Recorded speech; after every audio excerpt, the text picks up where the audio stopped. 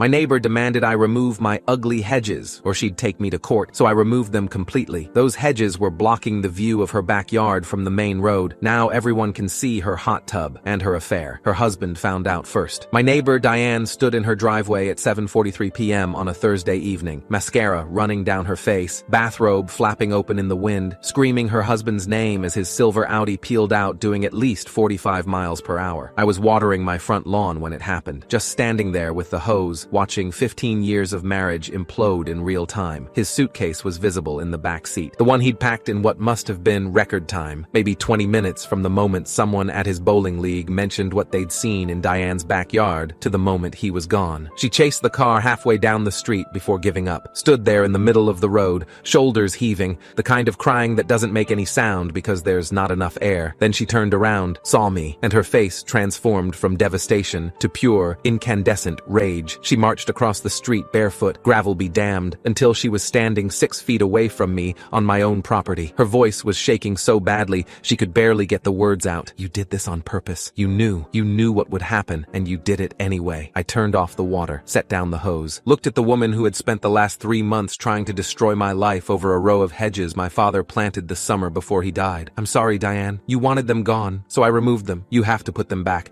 I'll pay for everything. Please, please, I'm begging you. I looked at the empty space where those hedges used to be. 15 years of growth ripped out in a single Saturday. 8 feet of dense, beautiful privacy that my father had planted with his own hands, positioned perfectly along the property line, protecting both our yards from the main road. Gone now. Just dirt and wood chips. I can't afford to replant 15-year-old hedges, I said. That would cost thousands of dollars. Money I don't have. Money I was going to have to spend fighting your lawsuit. I'll drop the lawsuit. I'll pay you. I'll do anything. You should have thought about that before you threatened me. I walked inside and closed the door. Those hedges had been there since I was 12 years old. My dad planted them the summer of 2008. 3 weekends of backbreaking work in the August heat. I remember helping him dig the holes, 12 of them, spaced exactly 4 feet apart along the property line where our yard met Maple Street, the main road through the neighborhood. He'd researched the species carefully. Leyland cypress, fast-growing and dense, perfect for privacy screening. He'd mixed the soil himself, added fertilizer, positioned each one with a level to make sure the line was perfectly straight. These will be taller than you by the time you graduate high school, he told me, wiping sweat from his forehead. Taller than me by the time you graduate college. Give this whole yard some privacy from the road. He was right. By 2012, they were 6 feet tall. By 2015, they'd hit 8 feet and filled in so thick you couldn't see through them, even in winter. They blocked the noise from the road, the headlights at night, the endless parade of dog walkers and joggers and families pushing strollers. They also blocked the view of our backyard and the neighbor's backyard from anyone passing by on Maple Street. My dad died in March 2009, 7 months after he planted those hedges. Pancreatic cancer, diagnosed in November, gone by spring. He never got to see them reach their full height, but I did. I watched them grow every year,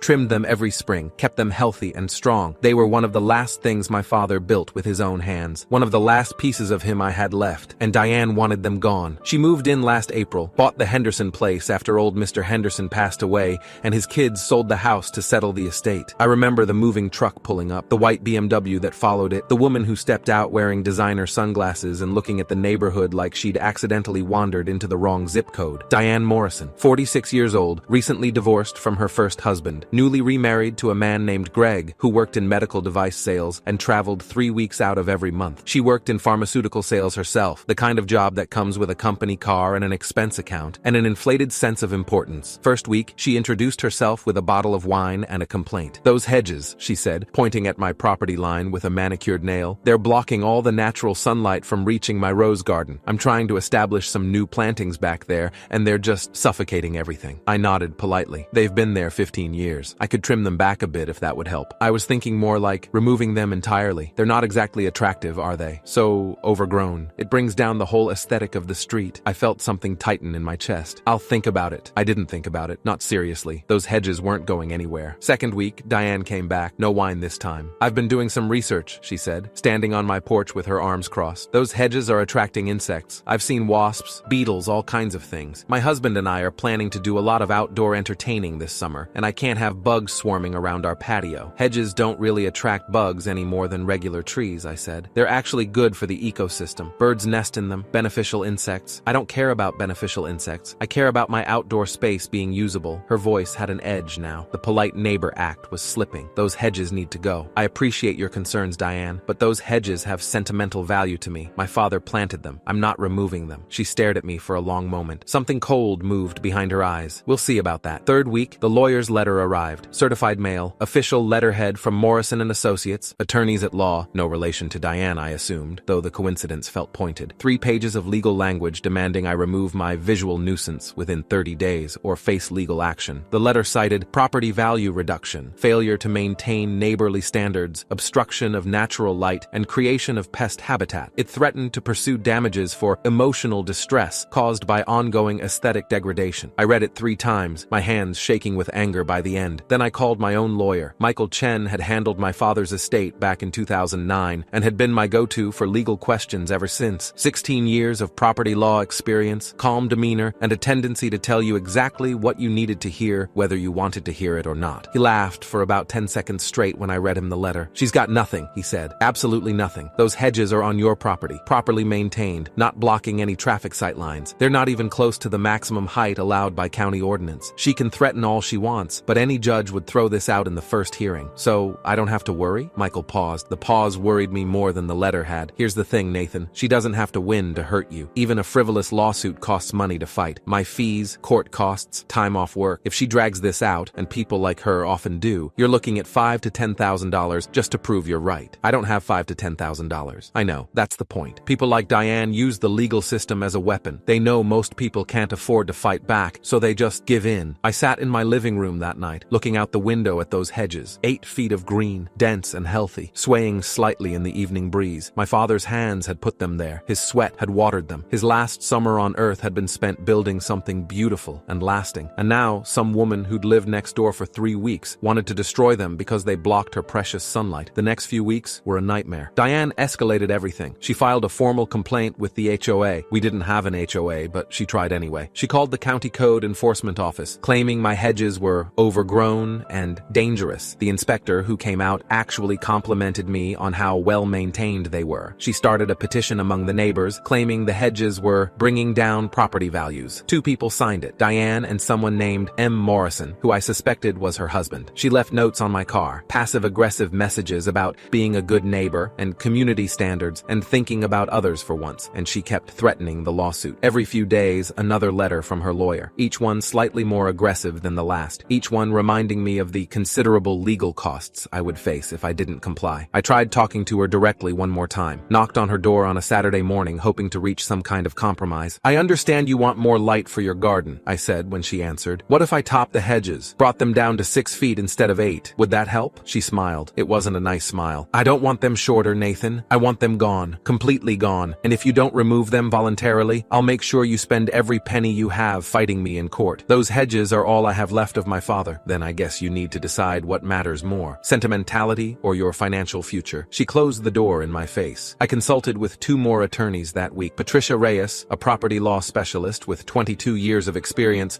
confirmed what Michael had told me. Diane's case had no legal merit whatsoever. But she's clearly willing to weaponize the system, Patricia said. Some people don't care about winning. They just want to hurt you, make you spend money, lose sleep, suffer. It's harassment dressed up in legal language. I asked her what my options were. You can fight, file counter motions, rack up her costs too, make it clear you won't be bullied. But that takes money and time you may not have. Or you can give her what she wants. Remove the hedges, end the conflict. Those hedges are, I know, your father planted them. They're irreplaceable. Patricia's voice was gentle. But sometimes the choice isn't between good and bad. It's between bad and worse. I spent a week thinking about it. Looked at those hedges every morning with my coffee. Thought about my dad. Thought about the money I didn't have. Thought about Diane standing on her porch with her arms crossed, glaring at my property line like it had personally offended her. I thought about what she'd said. I don't want them shorter. I want them gone. And then, somewhere around day 6, I started thinking about something else. Why was she so obsessed with those hedges specifically? Not the trees on the other side of her property. Not the fence that ran along the back. Just these particular hedges, the ones that ran along Maple Street. I walked the property line, stood on the sidewalk, looked at her backyard from the perspective of someone passing by on the main road, and that's when I saw it. The hot tub. A brand new installation, probably $8,000 minimum, tucked into the corner of her backyard closest to my hedges. From her perspective, it was private. The hedges blocked the view from Maple Street completely. But if the hedges were gone, I started paying attention after that. Noticed the cars that pulled into her driveway on evenings when Greg's Audi was missing. Noticed the lights in the backyard going on around 9 p.m. Noticed the silhouettes visible through the gaps in her fence. 2 figures, not one, climbing into that hot tub. Diane wasn't wasn't just using my hedges for privacy, she was using them for cover. I called Michael Chen one more time. If I remove the hedges voluntarily, I asked, does that end her ability to sue me? Technically, yes. She can't sue you for something that no longer exists. She might try to claim damages for the time they were there, but that would be laughed out of court. And I'd have no legal obligation to replace them? None whatsoever. They're your property. You can remove them, keep them, do whatever you want. What if removing them causes problems for her? Michael was quiet for a moment. What kind of problems? Let's say her backyard is currently private because of my hedges. If I remove them, her backyard becomes visible from the street. If she's doing something in that backyard she doesn't want people to see, then that's her problem, not yours. You have no legal duty to provide privacy screening for your neighbor's property. If she wanted privacy, she should have planted her own hedges. I thanked him and hung up. Then I called a landscaping company. Tom's Tree and Landscape Service came out on Saturday. Tom Martinez himself, 31 years in the business, according to his truck, surveyed the hedge line with something like reverence. These are beautiful specimens, he said. Leyland cypress, right? 15 years old at least, perfectly healthy. You sure you want them removed? I'm sure. It seems like a waste. These are mature plants. You can't just buy this at a nursery. It takes 15 years to grow something like this. I know, but I need them gone. Tom shook his head, but he didn't argue further. His crew got to work around 8 a.m. It took them most of the day. Chainsaws, a wood chipper, a small excavator to pull out the root balls. By 4 p.m. that entire property line was bare. Just dirt and wood chips where 15 years of growth used to be. I stood on my porch and watched them load the last of the debris into the truck. My father's hedges, gone, just like that. I told myself it was necessary. Told myself I had no choice, but it still felt like I was ripping something out of my own chest. Then I heard a door slam. Diane had come outside. She was standing on her porch, arms crossed, watching the truck pull away with a satisfied smirk on her face. She waved at me, that little finger wave people do when they think they've won. I waved back. Enjoy your privacy while it lasts, I thought. It took about 72 hours for the neighborhood to notice. The first sign was the post on the Maple Street Community Facebook group. Someone named Carol Hutchins lived 3 houses down, retired elementary school teacher, walked her Labrador retriever past my house twice a day, had posted a carefully worded message. Not sure how to say this, but has anyone else noticed the activities happening in a certain backyard now that the hedges are gone? I'm all for people enjoying their property,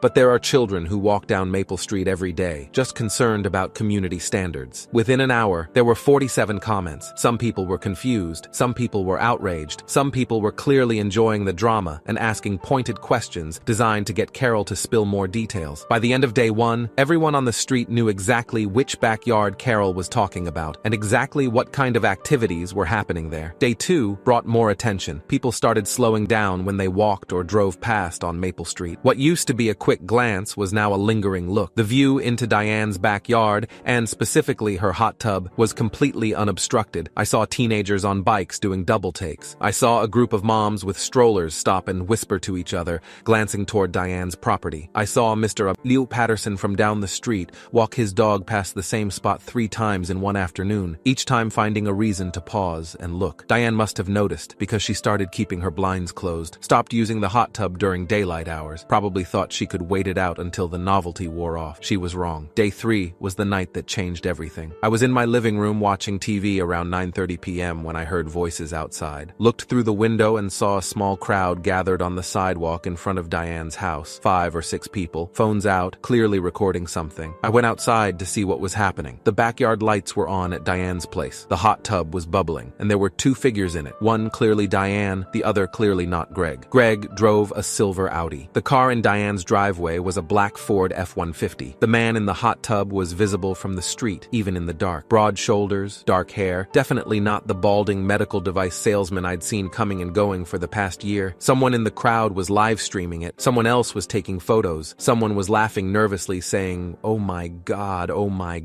over and over. Diane must have heard them, because suddenly the lights went off and the figures scrambled out of the tub. The back door slammed. The crowd dispersed, still buzzing with excited whispers. I went back inside. This was going to get worse before it got better. Day 4, the evidence went viral, at least viral by neighborhood standards. The photos and video from the previous night had been shared in a private neighborhood group chat. Someone had screenshotted it and posted it to the public Facebook group. Someone else had identified the man in the hot tub as Kyle Danner, a personal trainer at the gym where Diane worked out. By noon, everyone on Maple Street knew that Diane Morrison was having an affair with her personal trainer in her hot tub while her husband traveled for work, and her husband was part of a bowling league with 3 other men from the neighborhood. Thursday evening, Greg came home. I know because I heard his car pull into the driveway around 5 p.m., heard the door slam, heard raised voices from inside outside the house, muffled but unmistakably angry. Then, around 7:30 p.m., someone from his bowling league stopped by. David Chen, no relation to my lawyer Michael, lived 2 streets over, retired accountant, had known Greg for years. I wasn't there for the conversation, but I can imagine how it went. The awkward pause. The "hey man, I need to tell you something." The moment when Greg's world fell apart. At 7:43 p.m., Greg's silver Audi peeled out of the driveway, suitcase in the back seat, Diane chasing him down the street in her bathrobe, and me, standing on my front lawn with the hose, watching it all unfold. Diane came to my door 3 times in the following week. The first time, she was still in shock, crying, begging, offering to pay for new hedges. Mature ones. From a nursery, I'll cover everything. Mature hedges that size would cost at least $15,000, I told her, and they wouldn't be my father's hedges, they'd just be plants. The second time, she was angry, screaming about how I'd deliberately destroyed her life and how she was going to sue me for everything I had. For what? I asked. Removing hedges from my own property at your demand? With a lawyer's letter as documentation? She didn't have an answer for that. The third time, she brought Kyle Danner with her, the personal trainer. Apparently, they were now publicly a couple, since the secret was out anyway. "We want to make things right," Kyle said, like he had any standing to speak. "Diane's going through a really hard time. Her husband filed for divorce. She's losing the house. We just want to find a solution." "The solution was right there for 15 years, I said. "It was called a hedge. You wanted it gone. It's gone." I closed the door. The divorce was finalized 4 months later. I know because Diane's name appeared in the county court records. Public information, easily searchable. Greg Morrison v. Diane Morrison, case number 2024 DR 00847. Grounds: adultery. Under state law, adultery doesn't affect the division of assets in a no-fault divorce state, but it does affect alimony. Greg's lawyer, a shark named Patricia Wellington, 28 years of family law experience, successfully argued that Diane's marital misconduct should be considered when determining spousal support. She got nothing, 0 alimony, and because she'd quit her pharmaceutical sales job 6 months after remarrying, Greg made enough for both of them, she'd figured. She was suddenly unemployed with no income and no savings. The house sold 3 months later. I watched the moving truck pull away, watched Diane load boxes into Kyle's F-150, watched them drive off to whatever apartment they could afford on a personal trainer's salary. A young couple bought the Henderson place, now the Morrison place, now someone else's place entirely. They have a golden retriever and a baby on the way. Nice people, normal people. They asked me about the empty space along the property line, the dirt and wood chips where something obviously used to grow. "Hedges," I told them. "There used to be hedges there. You might want to plant some new ones, for privacy." They nodded, said they'd think about it. I hope they do. I planted a tree in my backyard last spring. Japanese maple, small but beautiful, positioned where I can see it from my kitchen window every morning. I think my dad would have liked it. He was always one for growing things, for building things that would outlast him. The tree will never replace the hedges. Nothing could, but it's something new, something that's mine. I still think about Diane sometimes. Wonder if she's happy with Kyle. Wonder if she ever thinks about what she lost and why she lost it. Probably not. People like Diane don't do self-reflection. They do blame. She probably tells everyone who'll listen that I destroyed her marriage, that I deliberately humiliated her, that I'm a monster who ruined her life out of spite. But here's the thing. I didn't destroy anything. I just removed a barrier. What was behind that barrier was her doing, not mine. Her choices, her actions, her consequences. I just gave her exactly what she asked for. She wanted the hedges gone. They're gone. My father used to say that fences make good neighbors, that clear boundaries and mutual respect are the foundations of any community. He was right, but he left out one thing. Fences and hedges can also hide what's really happening on the other side. They can create the illusion of respectability while something rotten grows in the dark. Sometimes the kindest thing you can do is tear down the wall and let the sunlight in, even if what it illuminates isn't pretty. Diane demanded I remove my ugly hedges or face legal action, so I removed them completely. Every last branch, every last root, gone in a single Saturday afternoon. Those hedges were blocking the view of her backyard from Maple Street. Now everyone could see her hot tub. And her affair. Her husband found out first. The neighborhood found out second. The divorce court found out third. I lost something I can never get back. 15 years of my father's legacy, ripped out and chipped into mulch. But Diane lost more. She lost her marriage, her house, her reputation, her comfortable life as a kept woman with a traveling husband who didn't ask questions. All because she couldn't leave well enough alone, couldn't accept that some things, some boundaries, some barriers, some hedges exist for good reasons. I didn't plan any of this. Didn't know about the affair when I hired the landscaping crew. I just wanted the harassment to stop,